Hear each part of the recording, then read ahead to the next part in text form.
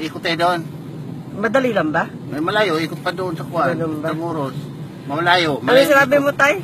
Yung sa ano? Alin? Yung dun sa...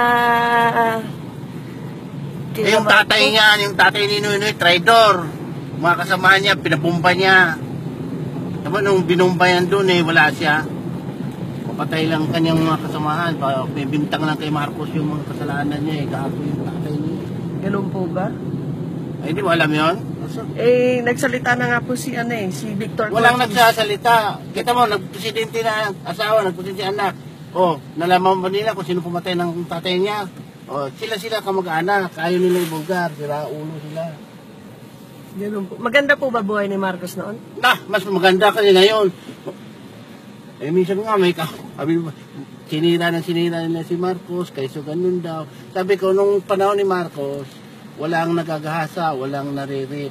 Kasi sa karsada may binabantayan ng mga Metrocom yung mga taong bayan.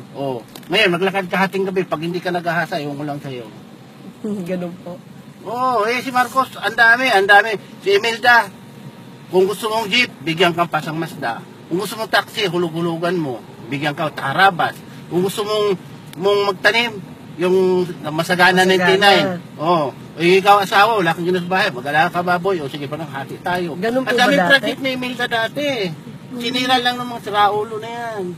Kasi hindi na lang yung mga hindi nakaabot kay Marcos, yung inaano nila, yung sinira talagang gusto kay si Marcos, mayaman, ganun. Sabi ko si Marcos naman maano sa tao, binabalik din sa tao yung wala namang ginagastos para sa tao. Mas maganda yung buhay noon. Mas maganda noon kay ngayon. Daming trabaho, murang bilihin. Ako, kita mo ako, grade 4, di pa nga ako nakatapos. Ang dami kong napasok ng trabaho. Ngayon, tingnan mo nga ako, makapasok pa akong trabaho. Bukod sa matanda na ako. Dati wala yatang age, limit sa walang age, walang minor de edad na mga kung kaya mo magtrabaho. Sa edad, walang edad. Ako, nag-umpisa akong trabaho, 14 lang ako, 15 pesos, isang buwan sa gasolinahan. Natuto ako mag-drive. Yung 15 pesos na yan ang laking halaga na yan. So, masasabi nyo, mas maganda yung panahon noon? Mas maganda talaga. Bakit sabi nila, pahirap daw sa mga... Nagpapadala siya sa presidente nilang Kalbo Napahirapan na po ba kayo nung time nung Marcos? Oo. Hindi ang sarap nga maglakad ka, walang gagalaw sa iyo. Kasi sumusunod naman kasi ako sa batas. Kung anong batas? Yung mga nagagalit ayaw pahaba ng buhok, iba pinagbabawal. Sige, pahaba. Ako nasunod ako. Maganda ang panahon noon.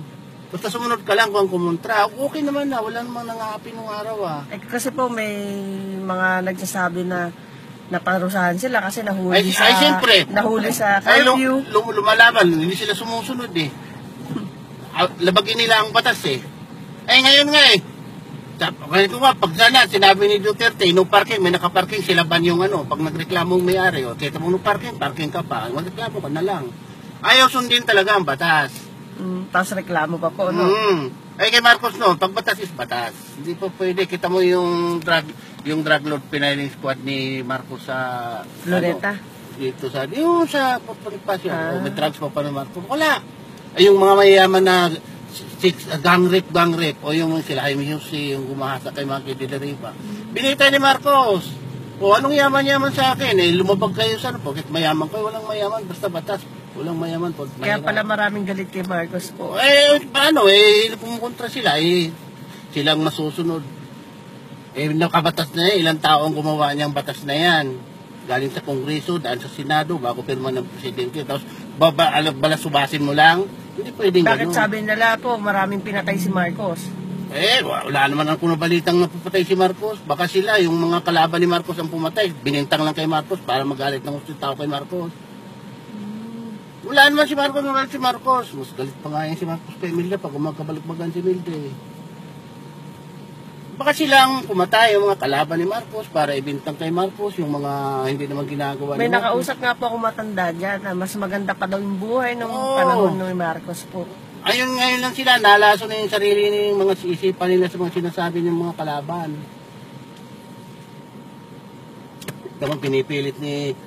kita mo ngayon, kami taxi driver, pinapatay ng mga hudas na yan. Kumuha ng Uber, kumuha ng Grab.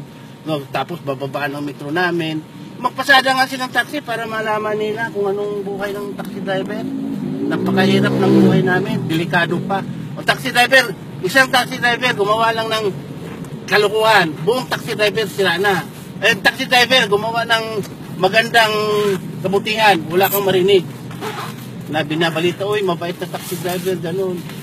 Isang taxi, parang pulis, ang pulis pang nagkasala, isang pulis nagkasala, lahat na ng pulis. Ano ba naman klase yan? Diyan lang ako sa may Kalabaw tayo. Umalis na yung kalabaw eh. Nalaro. Wala, nilaw na natira eh. Ayun.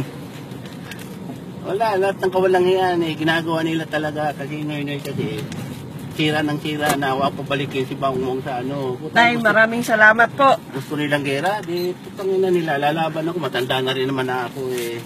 20 na lang tayo, 20 na lang. Salamat po. Kayo, ha? Sige, okay na nyo kasi nasa likod ninyo kami. Dasal po, kailangan namin tayo. Sige po.